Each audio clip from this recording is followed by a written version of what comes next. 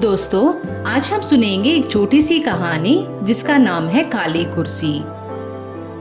एक शांत गांव जो हरी भरी पहाड़ियों से घिरा हुआ था, वहाँ रानी नाम की एक बुजुर्ग विधवा रहती थी। उसका छोटा सा घर गांव के किनारे था। हर शाम वह अपने बरामदे में झूलने वाली कुर्सी पर बैठती और पास रखी एक काली कुर्सी को निहारती रहती। गांव वाले अक्सर उसके बारे में फुसफुसाते रहते।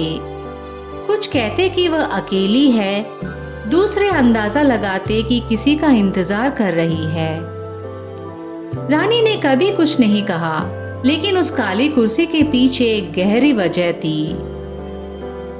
कुछ दिन बाद एक ठंडी शाम को जब सूरज पहाड़ियों के पीछे छिप रहा था, रानी के दरवाजे पर राकेश नाम का एक यात्री दस्तक देता है। वह रास्ता भटक चुका था, सफर से थका हुआ था और उसे आसरा चाहिए था। रानी ने बिना कोई झिझक उसे अंदर बुला लिया। जब राकेश आग के पास गर्म हो रहा था, उसने फायरप्लेस के पास रखी काली कुर्सी देखी। क्या कोई हमारे साथ शामिल हो रहा है? उसने जिज्ञासा से पूछा। रानी मुस्कुराई। उसकी आंखों में एक अजीब सा मिश्रण था, दुख और समझदारी का। यह कुर्सी किसी खास के लिए है। क्या तुम इसकी कहानी सुनना चाहोगे?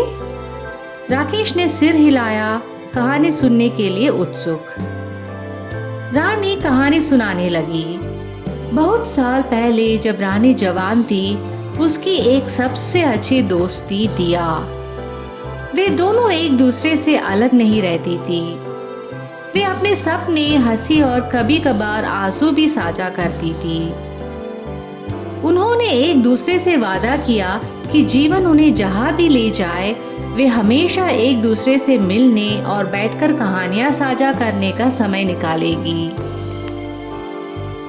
समय बीतता गया। दिया काम के लिए एक दूर शहर चली गई। शुरुआत में चिट्ठियां लिखी गई, लेकिन धीरे धीरे वे भी बंद हो गई और उनका संपर्क टूट गया। लेकिन रानी ने उनका वादा कभी नहीं बुलाया। मैं इस कुर्सी को यहाँ रखती हूँ, रानी ने कहा, क्योंकि मुझे यकीन है कि एक दिन दिया वापस आएगी और हमारा वादा पूरा करेगी। रानी की कहानी सुनकर राकेश भावुक हो गया।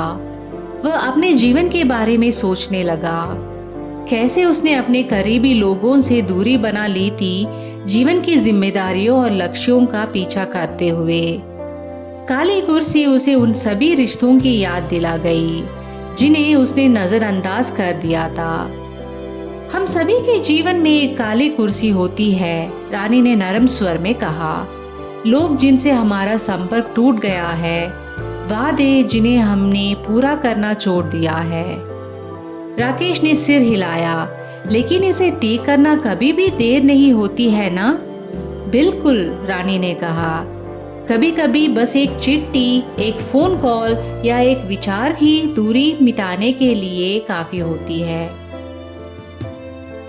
अगली सुबह राकेश ने देखा कि रानी एक चिट्ठी लिख रही थी।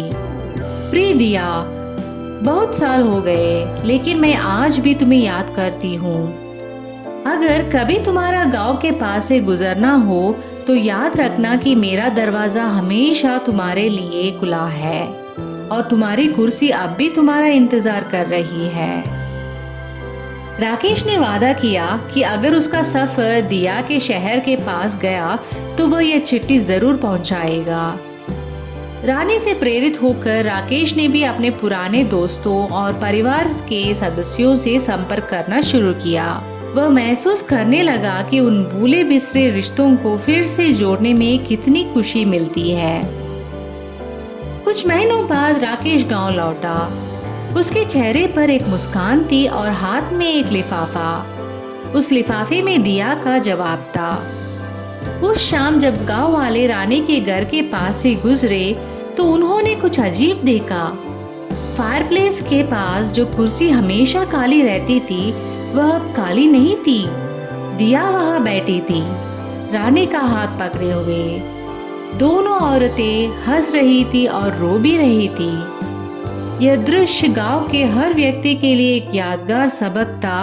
अपने रिश्तों को संजोना, अपने वादों को निभाना और कभी भी कुर्सियां काली ना छोड़ना। धन्यवाद। अगर आपको यह कहानी अच्छी लगी तो इस चैनल को ज़रूर सब्सक्राइब कीजिए।